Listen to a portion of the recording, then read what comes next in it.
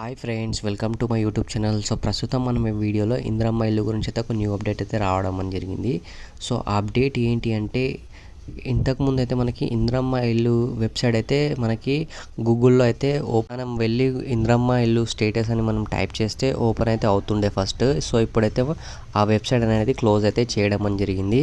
So దీనికైతే చాలామంది అయితే టెన్షన్ అయితే తీసుకుంటున్నారు. సో టెన్షన్ తీసుకునే మాట ఏం లేదు.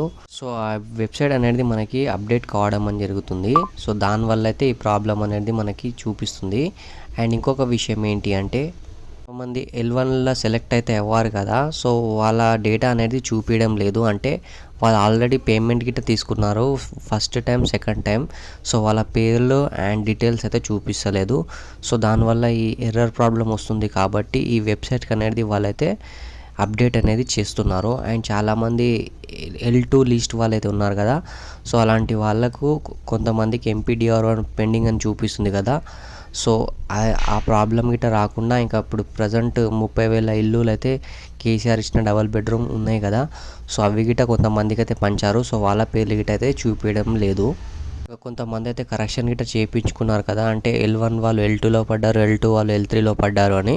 సో అలాంటి వాళ్ళు కరెక్షన్ చేసుకున్న వాళ్ళ గిట్ట డీటెయిల్స్ గిట్ట చూపిస్తలేదు దాంట్లో. సో ఇలాంటి కంప్లైంట్స్ అనేది మనకి ప్రజావాణిలో అయితే వాళ్ళైతే వెళ్ళి ఇవ్వడం అని జరిగింది. సో దానివల్ల అయితే గవర్నమెంట్ అయితే యాక్షన్ అయితే తీసుకొని ఈ వెబ్సైట్ అనేది అప్డేట్ చేయడం అని జరుగుతుంది. సో ఫాస్ట్ అప్డేట్ ఉంటే అప్పుడే మంచిగా ఉంటుండే. సో ఇప్పుడు ఇది మనకి గవర్నమెంట్ వెబ్సైట్ కాబట్టి మనకి ఇది 1 వీక్స్ 2 వీక్స్ దాకా అయితే కంపల్సరీ అయితే టైం అయితే తీసుకుంటున్నారు. మ్యాక్సిమం అయితే వాళ్ళైతే 1-2 డేస్ అంటున్నారు. సో కొద్దిగా టైం అయితే ఎక్కువైతే తీసుకుంటారు. ఎందుకంటే చాలామంది డేటా అనేది మనకి అప్డేట్ చేయడం ఉంటుంది. అండ్ కొంతమంది పనిచేస్తారు గవర్నమెంట్లో, కొంతమంది అయితే పనిచేయరు. పనిచేస్తే ఒకవేళ దబ్బుననే అప్డేట్ కావడం జరుగుతుంది. ఒకవేళ డీలే పనిచేస్తే మనకి అప్డేట్ అనేది స్లో అయితే కావడం జరుగుతుంది.